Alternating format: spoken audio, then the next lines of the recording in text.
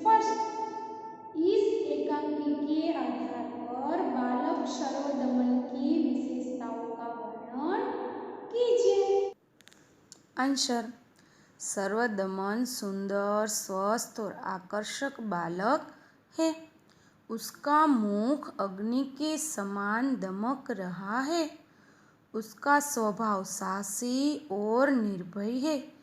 वह सिंह शावक के साथ खेल रहा है। शावक की माँ सिंहनी का भी उसे डर नहीं है। वह हठीला बालक है। उसे खिलौनों से लगाव है। प्रश्न 2, सर्वदमन के व्यवहारों को देखकर दुष्यंत के मन में कौन कौन से विचार आते हैं? उत्तर, सर्वदमन का साहस, निर्भयता और बाल हठ देखकर दुष्यंत बहुत आनंदित होते हैं। उनके मन में सर्वदमन के प्रति प्रेम उमड़ आता है। सर्वदमन के मुख पर अग्नि जैसी दमक देखकर उन्हें लगता है यह किसी तेजस्वी वीर का पुत्र है। बालक के हाथ में चक्रवर्तियों जैसे लक्षण और उसकी कमल जैसी हथेली देखकर वे आनंद और आश्चर्य में डूब जाते हैं। इस प्रकार सर्वदमन के व्यवहारों को देखकर दुष्यंत के मन में तरह तरह के विचार आते हैं। क्वेश्चन नंबर 2, इस एकांकी में निम्नलिखित पात्र यानी कि जो पात्र दिए हैं, 2 पात्र, उनका अंतर्निहित मूल्य बताइए। तो उसमें फर्स्ट है दुष्यंत। राजा दुष्यंत कोमल हृदय के व्यक्ति है। बालक सर्वदमन की बाल चेष्टाएं उन्हें मुग्ध कर देती है। बालक को देखकर वह सोचता है कि यह उनका पुत्र होता तो कितना अच्छा होता। जब दुष्यंत को सर्वदमन उन्हीं का पुत्र है यह पता चलता है तो उनका पितृ हृदय वात्सल्य से भर जाता है। सेकंड, सर्वदमन। सर्वदमन असाधारण बालक है। वह तपस्विनियों की बात नहीं सुनता, पर दुष्यंत से परिचित न होते हुए भी वह उसकी बात सुन लेता है। बालक की सुंदर सूरत दुष्यंत से मिलती है। अपराजित नामक रक्षा सूत्र भी प्रमाणित करता है कि वह दुष्यंत का पुत्र है। इस प्रकार पिता और पुत्र दोनों अनजान होते हुए भी दोनों के बीच भावधारा बहती है। क्वेश्चन नंबर 3, परिच्छेद को पढ़कर प्रश्नों के उत्तर लिखिए। परिच्छेद, कृषि वैज्ञानिकों के अनुसार एक अच्छा जंगल जैविक भंडारघर होता है।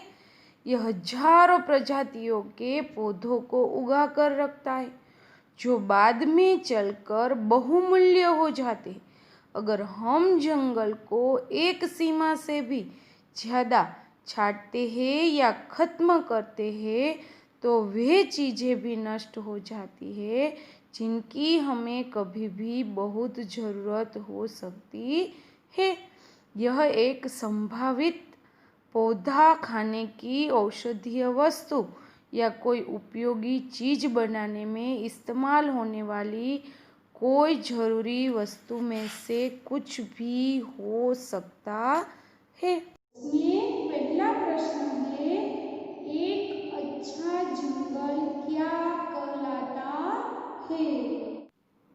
आंसर, एक अच्छा जंगल जैविक भंडारघर कहलाता है। दूसरा, जंगल को ज्यादा छाटने या खत्म करने से क्या नुकसान होता है? आंसर, जंगल को ज्यादा छाटने या खत्म करने से अत्यंत उपयोगी और जरूरत के समय काम आने वाली बहुमूल्य वस्तुएं नष्ट हो जाती है। क्वेश्चन 3, इस परिच्छेद को उचित शीर्षक दीजिए। जंगल की सुरक्षा हमारा कर्तव्य। 4, पर्यायवाची शब्द लिखिए। उसमें फर्स्ट जंगल तो वन, घर तो गृह, बहुत तो अधिक। 5, इस परिच्छेद के आधार पर और 2 प्रश्न पूछिए। फर्स्ट, जंगलों की सुरक्षा क्यों आवश्यक है? सेकंड, जंगल हमारे लिए महत्वपूर्ण क्यों है? सोच अपनी अपनी। पहला प्रश्न, आपको कौन सा टीवी प्रोग्राम अच्छा लगता है? क्यों? सभी को अपनी अपनी तरह से अच्छा लगता है, तो इसमें आप इस हिसाब से लिख सकते हो। जैसे कि आजकल टीवी में बहुत सारे प्रोग्राम दिखाते हैं, इन प्रोग्रामों में से मुझे तारक मेहता का उल्टा चश्मा बहुत पसंद है, क्योंकि यह एक पारिवारिक कार्यक्रम है। इसमें सभी लोग हिलमिल कर रहते हैं, सारे प्रसंगों से हास्य रस उत्पन्न होता। इसमें बच्चों की शरारत के साथ साथ उनकी आवड़त, होशियारी, ईमानदारी दिखाई गई है। इसमें हर एक त्योहार दिखाया जाता है। इस प्रकार आप अपने हिसाब से अपने पसंदीदा कार्यक्रम के बारे में लिख सकते हो। सेकंड, कक्षा में पढ़ाई कर रहे हो और धरतीकंप आ जाए तो आप क्या करेंगे? तो आंसर, कक्षा में पढ़ाई करते समय यदि धरतीकंप आ जाए तो सबसे पहले तो मैं हिम्मत रख के सारे बच्चों को क्लास से बाहर ले जाने में शिक्षक की मदद करूँगा। हम सब शाला भवन के बाहर आ जाएंगे। ये था अभ्यास। अभी स्वाध्याय। तो स्वाध्याय का पहला प्रश्न है, प्रश्नों के उत्तर लिखिए। तो उसमें पहला, ऋषियों ने बालक का नाम सर्वदमन क्यों रखा? आंसर, बालक वन के पशुओं के बच्चों के साथ निडर होकर खेलता था। इसी साहसी और निर्भीक स्वभाव के कारण उसका नाम सर्वदमन रखा था। सेकंड, दुष्यंत बालक के प्रति क्यों आकृष्ट हो रहे थे? आंसर, बालक स्वस्थ, सुंदर, निर्भीक तथा हठीला था।